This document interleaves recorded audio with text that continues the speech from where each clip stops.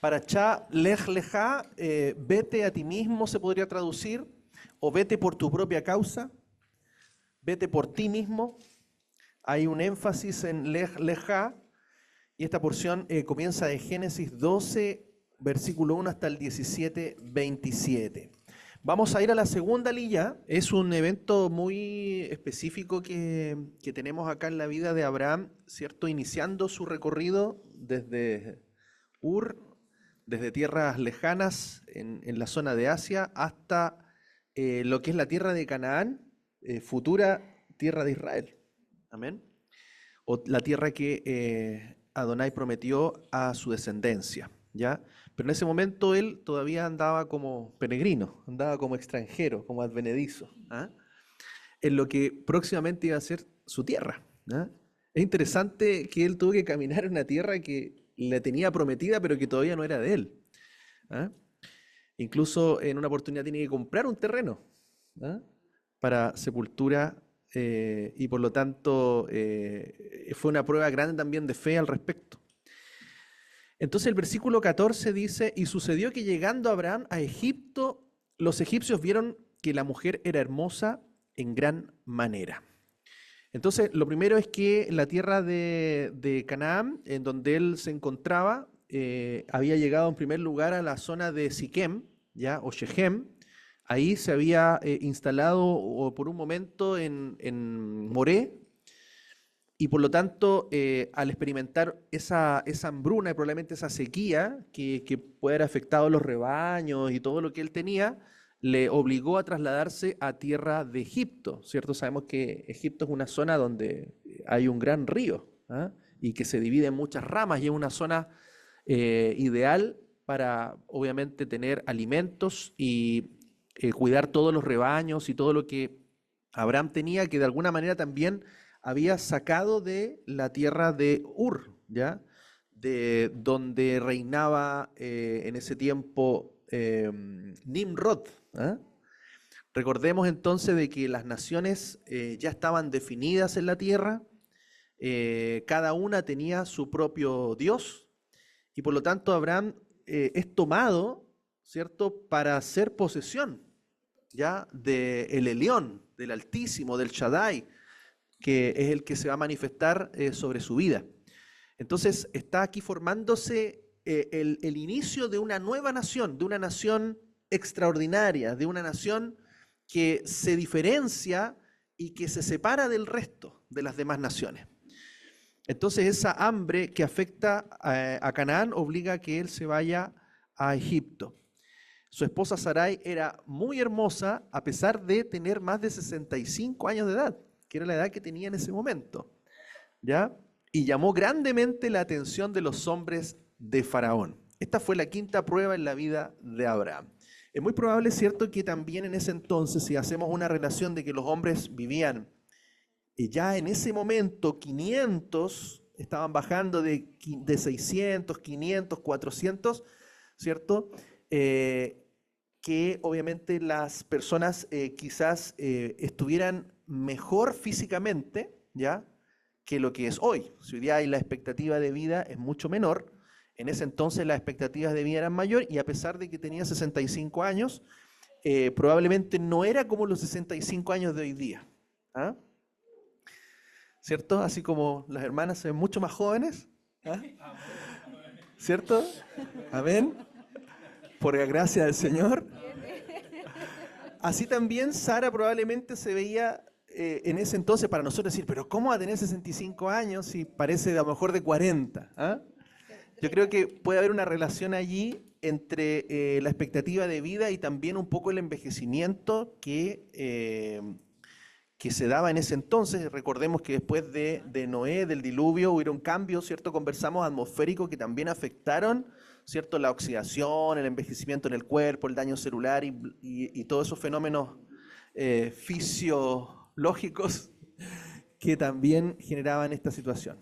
Y acá quiero ir leyéndoles también en paralelo un poquitito lo que el libro de Hazer o el libro de Yashar también comenta, ¿ya?, donde va ampliando. Es interesante ustedes si lo pueden esta historia, ¿cierto?, de Abraham desde su nacimiento, dice que fue anunciado, ¿cierto?, como una señal también en los cielos, y toda la vida de Abraham está marcada por milagros que el mismo Eterno a él lo libró incluso del fuego, lo libró de un horno de fuego, así como los amigos de Daniel.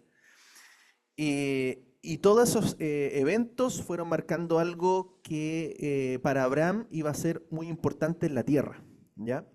Entonces cuando Abraham sale, él ya sale con riquezas, ya Nimrod mismo le da muchas cosas y le da muchos criados, y él sale con un grupo de personas que también le siguieron al ver la señal que hubo en él del Dios verdadero, del Dios todopoderoso. Muchos lo siguieron a él. Por eso dice ahí sus discípulos, porque él era un hombre que fue enseñado, instruido también en la Torá, recibió los mandamientos de Dios a través de Sem, y su descendencia, Noé, Sem, y por lo tanto él, por así decirlo, era el único hombre en la tierra que estaba guardando Torá, que estaba viviendo una vida conforme a la instrucción que el Eterno había dado y que los hombres habían despreciado, habían rechazado y se habían ido por sus propios caminos. Entonces, eso también para Abraham le significó un respaldo de que era un hombre del Altísimo, ¿ya? Incluso después vemos que en esta parashá se encuentra con Melquisedec, ¿ah? Que Melquisedec era de la línea de Sem, probablemente puede haber sido Sem, ¿ya? Que era el Melquisedec, rey y sacerdote, rey justo del Altísimo. Y por eso Abraham, ¿cierto?, reconoce en este Melquisedec sus diezmos, una honra, ¿cierto? ¿Por qué? Porque era lo que se hacía con aquellos que se le honraba que eran mayores. Generalmente los que enseñaban, ¿cierto?, a otros y tenían sus discípulos, ellos le honraban de esa manera. Y por eso también Abraham hace eso con Melquisedec, probablemente Sem, ¿ya? Entonces, aquí vamos viendo de que el relato del libro de Yashar nos va aportando algunos datos interesantes y dice, y Abraham dijo a su esposa Sarai, puesto que el Todopoderoso, el Shaddai, dice allí, te ha creado a ti con tan bello semblante, yo tengo temor de los egipcios, ¿cierto? Misrayim, que era el nombre original de Egipto, no sea que ellos me maten y te lleven lejos, porque el temor del Shaddai no está en esos lugares. Ciertamente entonces tú harás esto, di que tú eres mi hermana a todos los que te pregunten, para que me vaya bien a mí y podamos vivir y no seamos puestos a muerte. Y Abraham ordenó lo mismo a aquellos que vinieron con él a Misraim, a toda su gente, a causa de la hambruna. También a su sobrino Lot, él le ordenó diciendo, si los Misraim o los egipcios preguntan referente a Sarai, di que es la hermana de Abraham. Y aún en todas esas órdenes, Abraham no puso confianza en ellos, sino que él tomó a Sarai y la puso en un arcón, ya es como una especie de vasija, ya donde transportaban cosas, y lo escondió entre sus vasijas, porque Abraham estaba grandemente preocupado por Sarai a causa de la perversidad de los egipcios. Y Abraham y todo lo perteneciente a él se levantaron del arroyo de Misraim y vinieron a Egipto.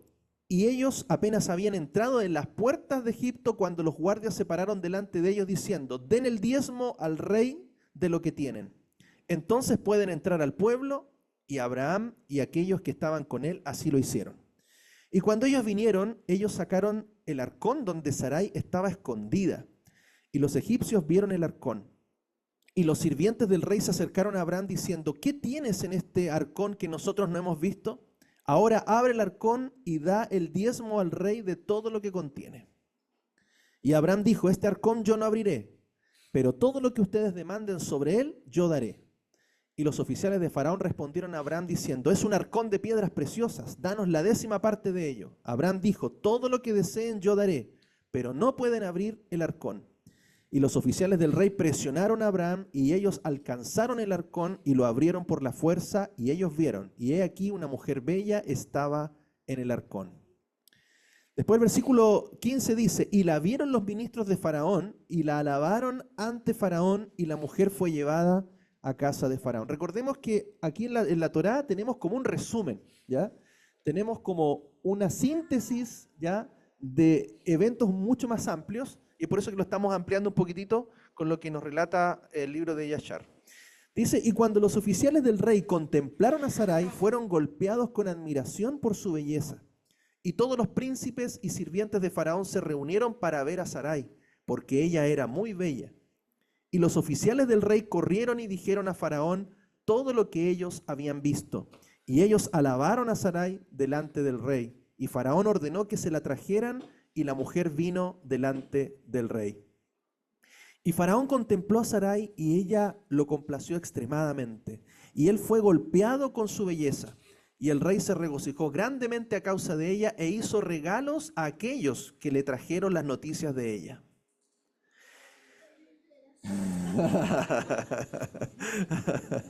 Y la mujer fue traída entonces a la casa de Faraón, y Abraham sufrió a causa de su esposa, y él oró a Adonai que la liberara de las manos de Faraón.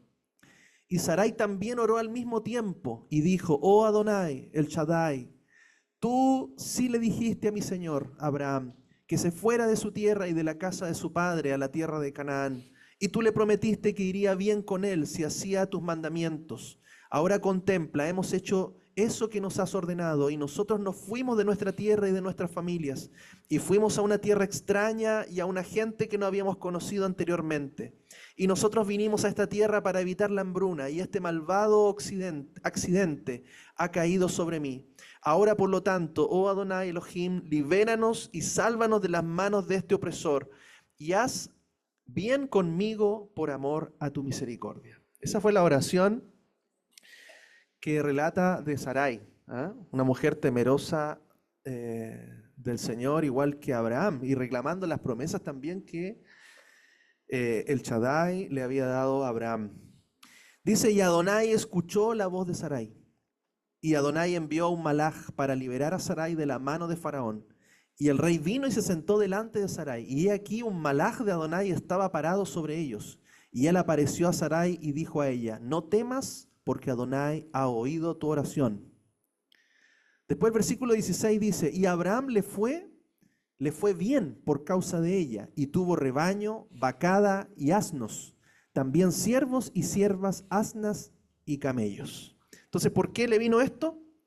Entonces, continúa el relato y dice, y el rey se acercó a Sarai y dijo a ella, ¿qué es ese hombre para ti? ¿Quién te trajo aquí? Y ella dijo, él es mi hermano. Y el rey dijo, nos corresponde a nosotros hacerlo grande, elevarlo a él y hacer por él todo el bien que tú nos ordenarás. Y en ese tiempo el rey mandó a Abraham plata y oro y piedras preciosas en abundancia, junto con reses, sirvientes y sirvientas. Y el rey ordenó que Abraham fuera traído, y él se sentó en el patio de la casa del rey, y el rey exaltó a Abraham esa noche. Le tocó, pero mucha bendición. Y Faraón, dice, viendo el mal que le cayó encima, dijo, seguramente por culpa de esta mujer me han sucedido estas cosas. Y él se removió. A ver, me pasé. ¿No? Ah, perdón, acá está. Sí, me pasé, perdón. Después dice el versículo 17, pero Elohim afligió a Faraón y su casa con grandes plagas por causa de Sarai, mujer de Abraham. Y el rey se acercó para hablar con Sarai, y él alcanzó con su mano para tocarla, cuando el malaj, dice, lo golpeó fuertemente.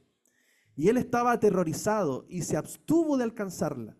Y cuando el rey vino cerca de Sarai, el malaj lo golpeó al piso, y actuó así con él toda la noche. Y el rey estaba aterrorizado. Y el malaj aquella noche golpeó fuertemente a todos los sirvientes del rey y toda su casa, a causa de Sarai, y hubo gran lamentación esa noche entre la gente de la casa de Faraón. O sea, el rey intentó tomarla, pero ahí el ángel la protegió. Y Faraón, viendo el mal que le cayó encima, dijo, seguramente por culpa de esta mujer me han sucedido estas cosas. Y él se removió a una distancia de ella y habló palabras placenteras a ella. Y el rey dijo a Sarai, dime por favor referente al hombre con el cual tú viniste aquí. Y Sarai dijo, este hombre es mi esposo. Y yo te dije a ti que él era mi hermano porque tenía temor. No fuera que lo pusieras a muerte por perversidad. Y el rey se mantuvo lejos de Sarai, y las plagas del malaj cesaron de él y su casa. Y Faraón supo que él fue golpeado por causa de Sarai, y el rey estaba grandemente asombrado por esto. Después el versículo 18 y 19 en Génesis dice, y Faraón llamó a Abraham y le dijo, ¿qué es esto que me has hecho? ¿Por qué no me declaraste que ella era tu mujer? ¿Por qué dijiste es mi hermana? Pues yo la tomé para mí por mujer, y ahora he aquí que es tu mujer, tómala y vete.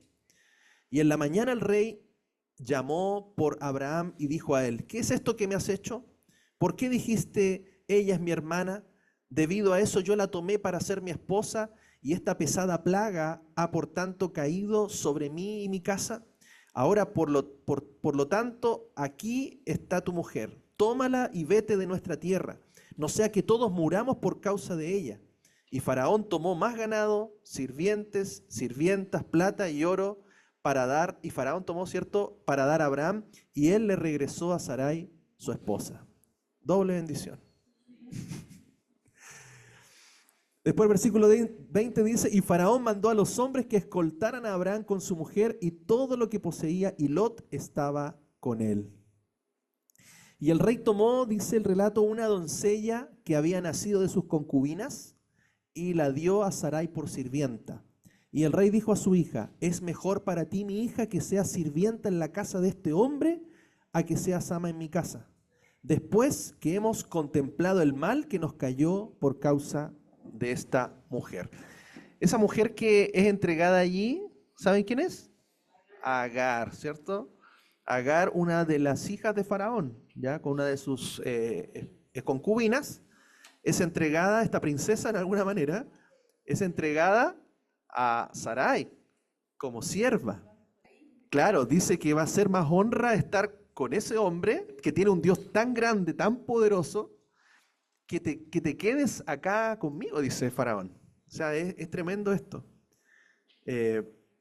Después el versículo, pasando al capítulo 13, versículo 1 y 2, dice, subió pues Abraham desde Egipto hacia el Negev, él y su mujer y todo lo que poseía, ya poseía muchas cosas, y Lot con él. Y Abraham era muy rico en ganado, plata y oro.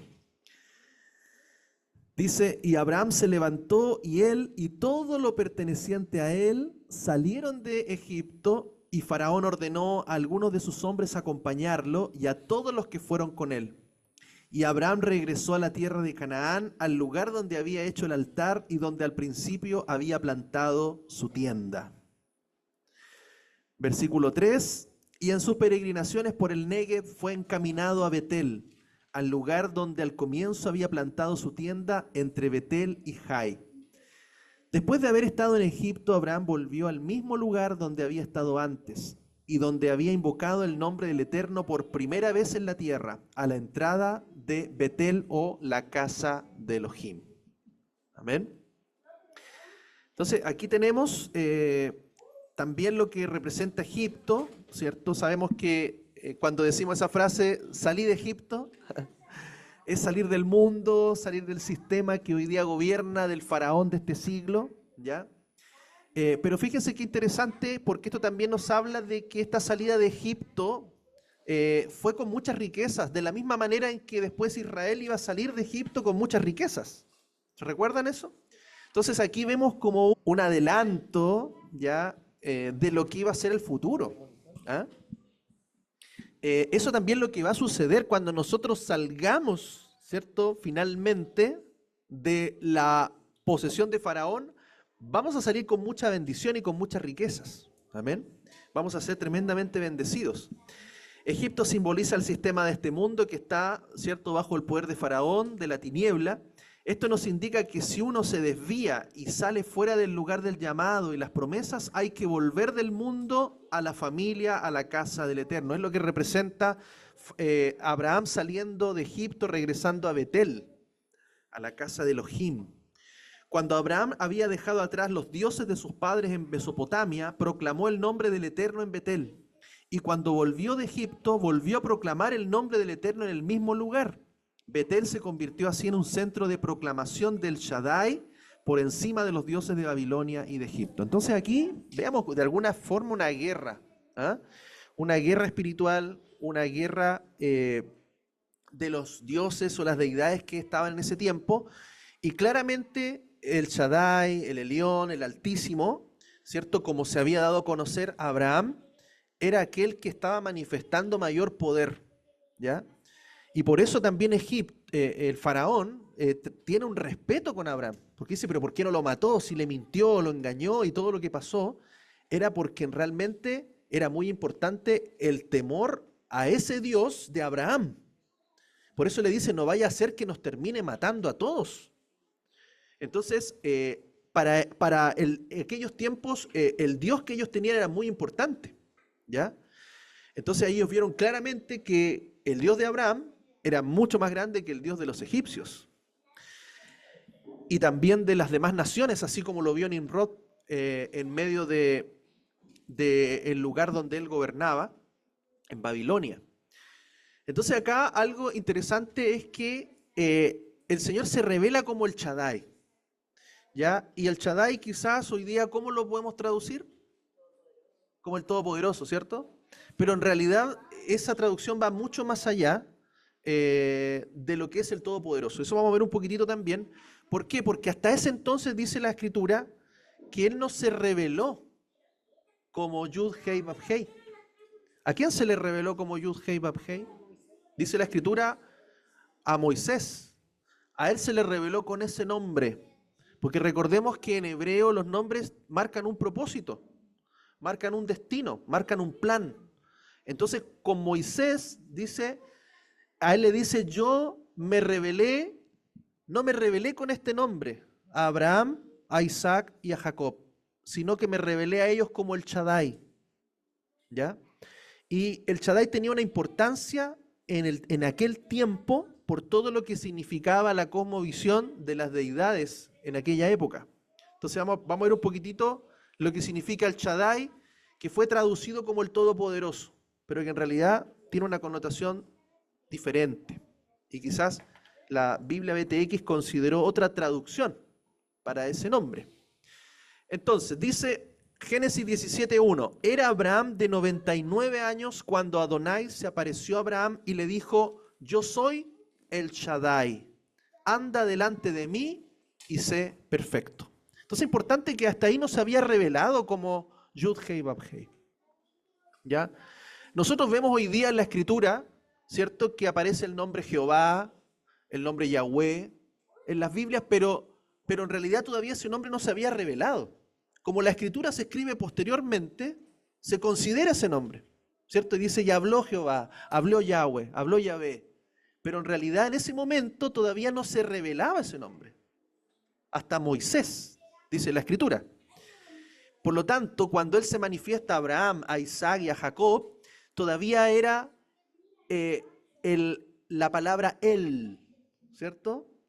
El Elión, el Shaddai, ¿cierto? Peniel, ¿se recuerdan? Todo estaba relacionado con él, ¿ya? Con Elohim, con Elión, el Altísimo. Entonces acá él se manifiesta, yo soy el Shaddai. Entonces cuando le dice esto, bueno, acá está Génesis 6:3, ¿cierto? Para tenerlo ahí anotado. Ahí le dice a Moisés, yo me aparecí a Abraham, Isaac y Jacob como el Shaddai. Pero con mi nombre, Yud Hei Vav Hei, no me di a conocer a ellos.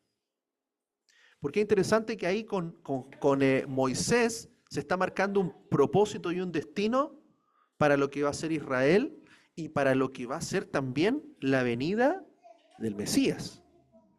Porque Yud Hei Vav Hei en hebreo es yo seré el que seré, o yo haré lo que haré. Y es por eso que hay una conexión cuando Yeshua viene y dice, yo soy. Vemos el cumplimiento de un nombre. Vemos el cumplimiento de lo que él iba a hacer y Yeshua dice, yo lo hice. Consumado es. Amén. Entonces hay algo profético también ahí. Por eso es importante que en los tiempos de Abraham todavía no existía esta revelación, ¿ya? Aunque nosotros la leemos en la Biblia, ¿cierto? Pero todavía no estaba revelado ese nombre que tenía un propósito también en el cumplimiento. Entonces el Shaddai, vamos a ver de dónde viene el Shaddai.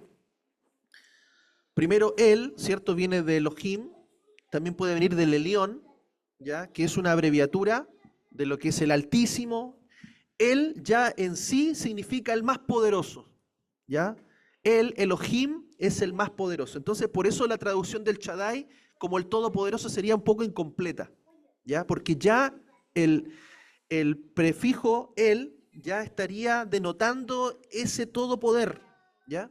Entonces Shaddai también viene de hebreo Shaddá, que tiene que ver con un espacio abierto, con un campo, en un desierto, ¿ya? Entonces el Shaddai también podría ser el todopoderoso que se manifiesta en el desierto. Y vemos una conexión precisamente donde se manifiesta Abraham, donde se manifiesta Isaac, donde se manifiesta Jacob, ¿ya? Él lo llevó por lugar, donde llevó también después a Israel, al desierto. Entonces hay una conexión allí. En segundo lugar, también la palabra hebrea shad significa pecho, seno, plural shadaim, y que tiene que ver con una referencia a los pechos maternos, ¿ya? ¿Qué tan importantes son para un hijo en cuanto a la alimentación, al cuidado, al abrigo, a la protección? Entonces, ¿qué es lo que ocurre? Que acá también hay una connotación de que el Shaddai es aquel que nutre, aquel que da poder, aquel que sustenta, que alimenta, y también está relacionado en ese tiempo con la fertilidad.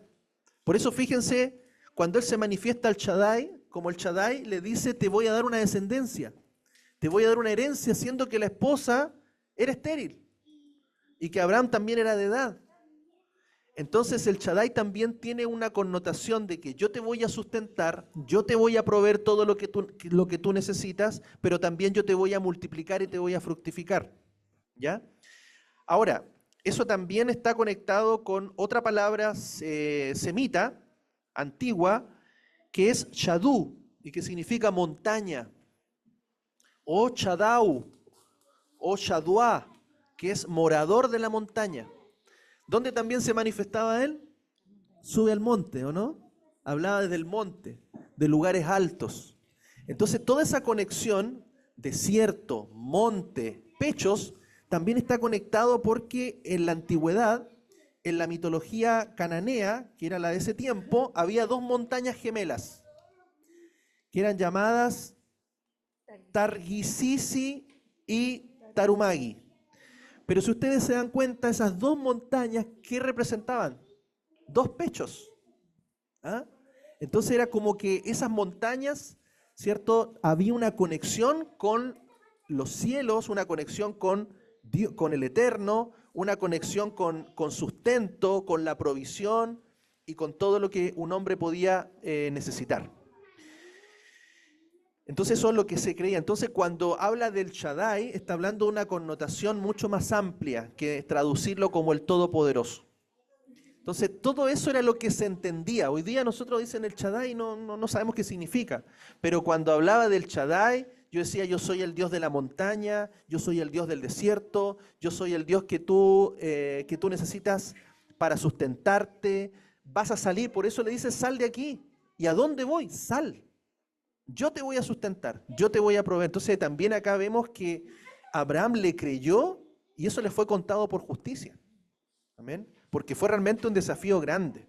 Yo creo que ninguno de nosotros como papá de una familia saldríamos con eso. Primero nuestra esposa nos manda a la punta del cerro. El Señor me dijo que me fuera tal. ¿Qué vaya a hacer allá? ¿Pero cómo se te ocurre? ¿Y los niños? ¿Y la casa? ¿Y el trabajo? No, si fue algo realmente difícil. Y Sara también fue una mujer de fe, porque también le creyó a Abraham y lo acompañó, si no lo hubiera dejado botado, ¿cierto? Este está loco, ¿qué se le ocurre? Vete de tu tierra, ¿a dónde? ¿Pero a dónde? No sé, Dios me dijo que saliera. Entonces la revelación del Shaddai fue tan poderosa que él sabía que él le iba a sustentar, que él le iba a proveer, que él se le iba a manifestar en el desierto, en la montaña, que él iba a ser capaz de cumplir la promesa que le estaba dando. Entonces eso podríamos llevar a lo que dice acá. Fíjense este versículo, cómo se manifiesta este entendimiento del Shaddai. Génesis 49, del 25 al 26. Dice, del Elohim de tu padre, que te ayudará, del Shaddai, que te bendecirá, con bendiciones de los cielos arriba, fíjense, con bendiciones de una tierra que todo lo posee, gracias a las bendiciones de los pechos y del útero. a las bendiciones de tu Padre, que sobrepasan las de mis padres, a bendiciones de montañas eternas, que sobrepasan las de los collados antiguos. Sean ellas sobre la cabeza de Yosef y en la corona de los hermanos a quien acaudilla. Entonces aquí vemos una bendición que le da Jacob, ¿cierto?, a sus hijos. Entonces está conectando la revelación del Shaddai con todos estos atributos. Porque fíjense, precisamente todas las mujeres que dieron a luz en la promesa eran estériles. ¿Se dan cuenta? Entonces la revelación de que era él el que le iba a dar esta promesa que involucraba un tremendo milagro, demostraba que ese Dios no era cualquier Dios, que era un Dios realmente todopoderoso, todo suficiente. Como podríamos quizás tratar de traducir esa palabra, ¿eh? El Shaddai como el todo suficiente, más que el todopoderoso. O sea, el todopoderoso está dentro de eso, ¿ya? Que ese poder se iba a manifestar para que todo fuese posible para la vida de Abraham y su descendencia. Ese es el Dios que está con nosotros. Amén. El todo suficiente.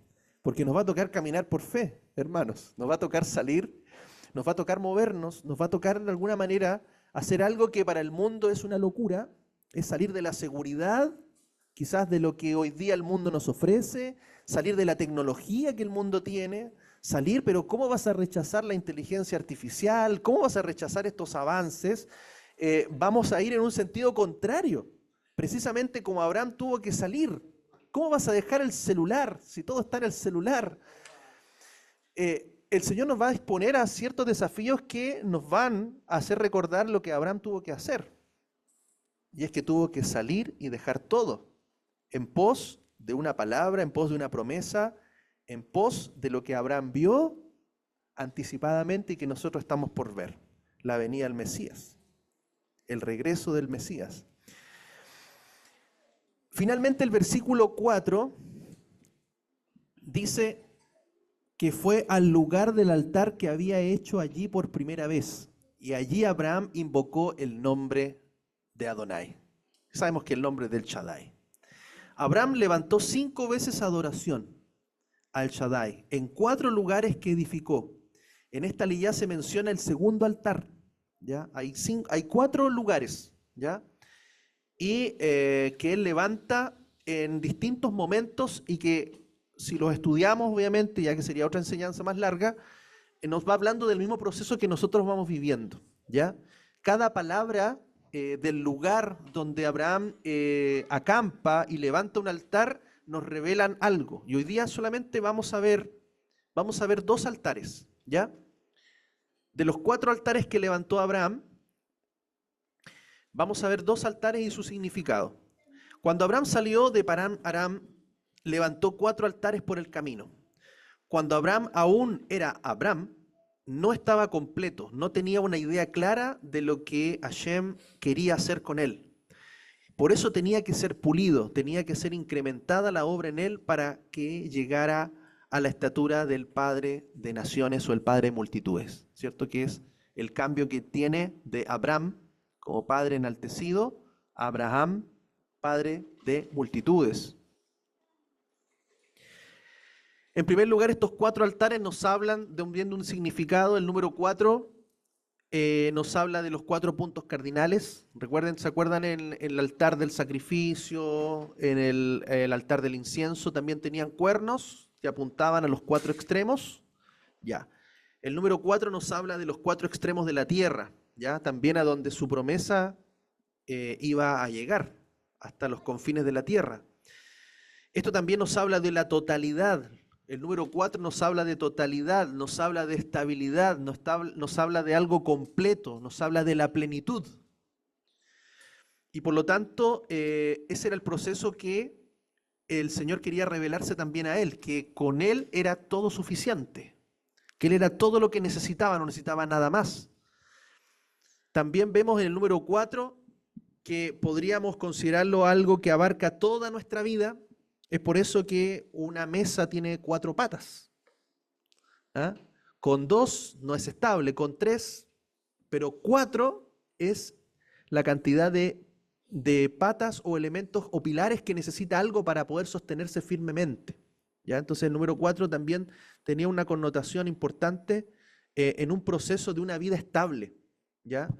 Para poder Abraham alcanzar esa madurez, ese resultado final como padre de la fe, también vivió ese proceso y para nosotros también es importante esos 4 altares. El proceso de alcanzar la excelencia de Dios involucra ceder a Él en estos 4 altares que levantó el Padre de nuestra fe. Entonces veamos el primer altar, vamos a ver solamente 2, el otro va a quedar para el próximo ciclo. Ahí lo continúo. El primer altar que edificó Abraham, ya, donde él tuvo que renunciar o sacrificar el yo. Génesis 12 del 6 al 7. Y atravesó Abraham aquella tierra hasta el lugar de Sichem, que significa hombros, carga, yugo, hasta el encinar de Moré, que también significa enseñanza, maestro. Dice, entonces el cananeo estaba en aquella tierra. Y fue visto Adonai por Abraham, y le dijo, a tu simiente daré esta tierra. Y edificó allí un altar a Adonai que se le había aparecido. Entonces lo que vemos acá son algunas cosas interesantes. Elohim dice a un hombre mayor, casado con una mujer estéril, a tu descendencia daré esta tierra. O sea, eso ya desafía la fe de cualquier persona. Es como alguien que dice, Señor, déjame aquí atrasito nomás, al último, y el Señor le dice, tienes que ir adelante y sacar a este pueblo. Entonces, eso también nos habla a nosotros de esa confrontación que Dios nos hace, donde decimos, Señor, yo soy débil, y el Señor dice, tú eres fuerte. Señor, yo no soy líder, y el Señor dice, tú vas a dirigir. ¿Ah? Eres estéril, y dice, te voy a dar un hijo.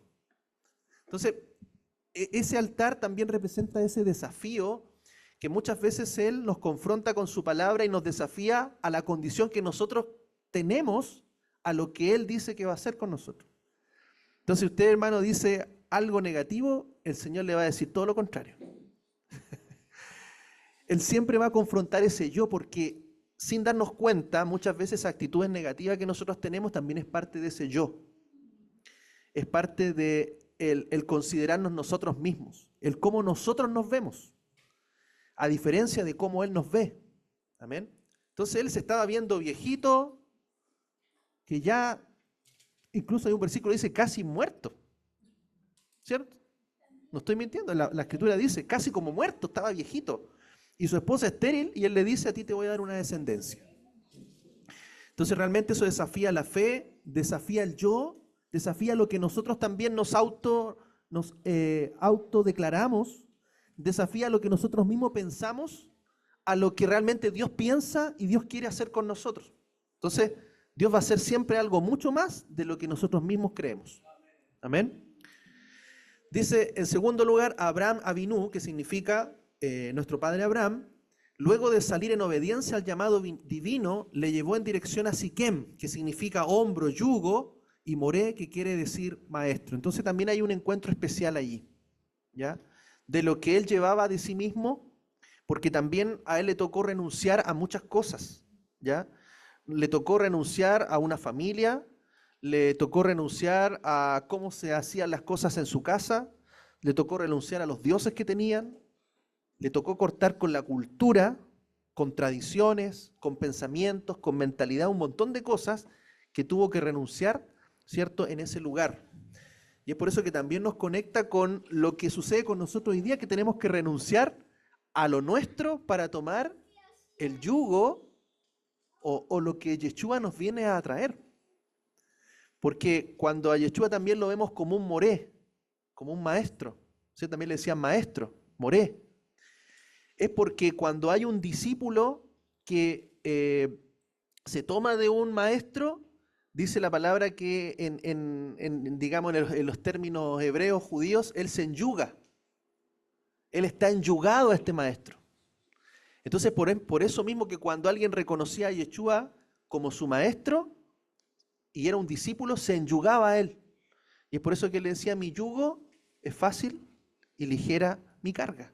Entonces aquí también vemos que Abraham tuvo que despojarse de muchas cosas y tomar el yugo de Elohim. Tuvo que tomar el yugo de Dios y dejarse enseñar también por él. También en este altar es donde dejamos atrás nuestra identidad anterior, nuestra parentela, esas herencias de apellidos, esas herencias familiares, esa forma que heredamos de hacer las cosas. Porque sin quererlo, hermano, nosotros muchas veces repetimos el mismo modelo, el mismo patrón de nuestros padres. Aun cuando nos quejamos, quizás en la juventud, de nuestros padres, o los criticábamos, y eso hablo por mi testimonio, después vemos de que repetimos y hacemos lo mismo, ¿cierto? Entonces también habla de un romper ese pasado, de romper esa tradición y que ahora nuestra vida, nuestro carácter, nuestra mente sea como la de Cristo, la del Mesías. Entonces también hay un proceso ahí que Abraham vivió. Él tuvo que dejar su cultura adquirida, sus hábitos, posición social, conceptos, liturgias. Dejó muchas cosas. La música de Babilonia dejó muchas cosas atrás para que el Señor pudiera hacer algo nuevo en él. También Elohim nos pide a nosotros que vayamos a ese altar donde se sacrifica ese yo, que pongamos toda nuestra vida rendida, todo nuestro pasado también en ese altar, en ese lugar, porque todo lo de la tierra de pecado en donde crecimos, todo aquello se entrega también en ese altar. Cuando tenemos este encuentro, también nosotros comenzamos a dejar pecados, comenzamos a cortar ataduras, herencias generacionales, todo tipo de maldición es cortada también, porque todo eso queda aquí en este altar que Abraham levantó. Este altar entonces fue en Siquem, un lugar muy interesante. Aquí tenemos la tierra de Israel, ¿cierto? Ahí tenemos un lugar importante que sería Siquem. Nablus es la ciudad actual donde fue Siquem o Shechem. Aquí está Shechem. Ahí pasaron muchos acontecimientos importantes. Entonces aquí tenemos precisamente el monte Ebal, el monte Gerizim, que nos recuerda cuando entró Josué y separó a las tribus de Israel, ¿cierto? El monte de la bendición, el monte de la maldición, pero antes el que partió aquí fue Abraham. En este lugar fue Abraham, ¿ya? Donde plantó, donde se estableció en Moré. También es interesante porque en este lugar también heredó Jacob tierra. ¿Ya? Jacob heredó una tierra, la compró, perdón, y se la heredó a José. José nunca pudo regresar a la tierra, ¿cierto? Porque muere en Egipto, pero cuando Israel sale, se lleva los huesos de José y los sepulta aquí en este lugar. Ahí está, hay un lugar ahí, precisamente están, pero es donde está la sepultura de José, perdón, está acá. Ahí está. No, este es el pozo de Jacob. No, no aparece ahora en la... Bueno, aquí está el pozo de Jacob, ¿ya? Este lugar hoy día está una iglesia ortodoxa, cristiana, ¿ya? Y en ese lugar está el pozo de Jacob, ahí está el pozo. Está bajo techo, está cerrado. Es el lugar que heredó Jacob, donde tenía el pozo, y donde a 200 metros, que es más o menos por aquí, ahí está la tumba de Yosef. A 200 metros, ahí está. Entonces es un lugar muy importante porque hay acontecimientos muy interesantes. De ahí Yosef va a resucitar también. Y ese es el lugar entonces donde construyó el primer altar. Después Abraham se mueve hacia el sur, ya donde vimos delante, hacia una zona que está entre Jai y Betel. Entre esos dos lugares Abraham se establece, lo que es desierto del Negev. Ahí el versículo 8 y 9, capítulo 12, dice, y de allí marchó a la montaña, al oriente de Betel, y plantó su tienda con Betel hacia el mar, y Jai hacia el oriente. Y allí edificó un altar a Adonai, e invocó el nombre de Adonai, después partió adentrándose en el Negev. Entonces este segundo altar tiene que ver con los apetitos de la carne. Vamos a ver por qué. En este altar se rinden esos apetitos, esos deseos de la carne, ese deseo que tenemos natural que muchas veces va en contra de la voluntad de Elohim.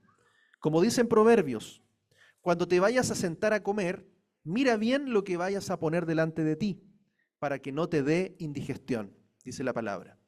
Debemos mirar bien cuáles son nuestros apetitos, analizar qué es lo que promete saciar nuestros anhelos para que nuestro espíritu no se indigeste. Este altar es rendir el gusto por las cosas del mundo.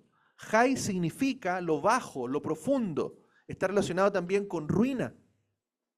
Tiene que ver con todas aquellas cosas bajas, ya, que nos van a llevar a la ruina.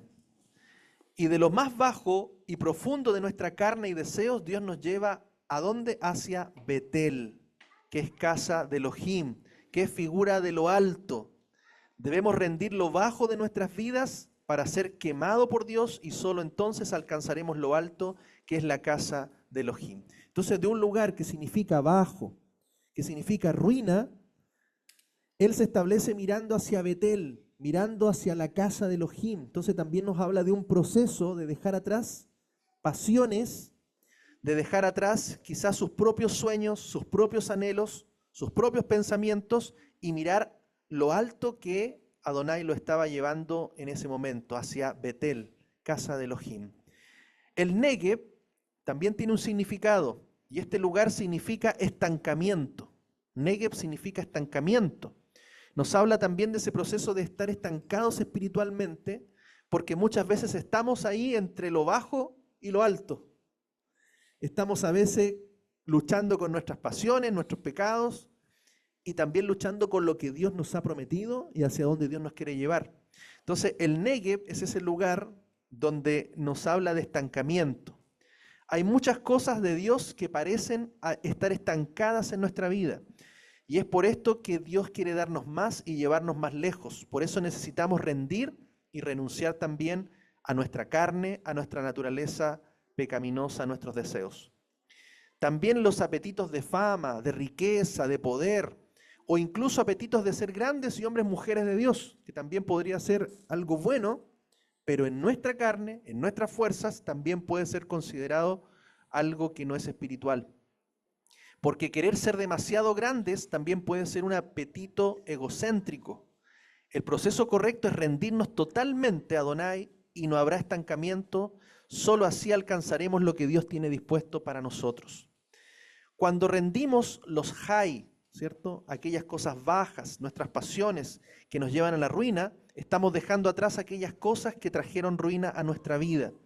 Por eso es importante que cada uno de nosotros rindamos los apetitos de la carne, porque todas estas cosas son las que destruyen nuestra vida, familia y también nuestra nación.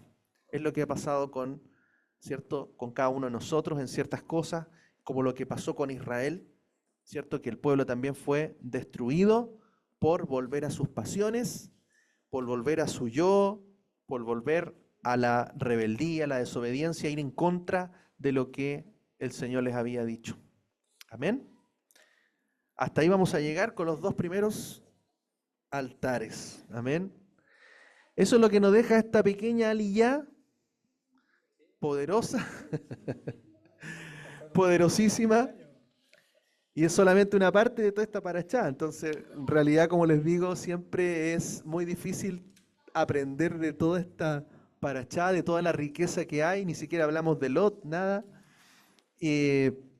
Pero esto es lo que podemos también compartir y que nuestro Padre también nos abra nuestro corazón. Shabbat Shalom.